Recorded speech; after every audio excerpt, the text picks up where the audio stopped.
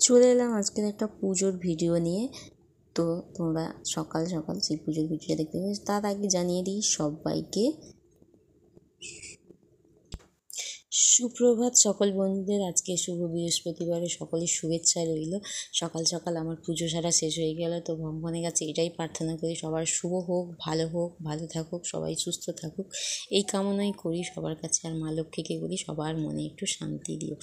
হ্যাঁ, এটাই বলার ছিল সবার জন্য, যে সবার শুভ কামনা থাক।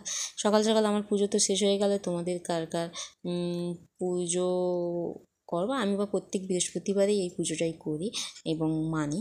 তো কেমন লাগলো তোমাদের? পাশে থেকো। Tata, bye bye.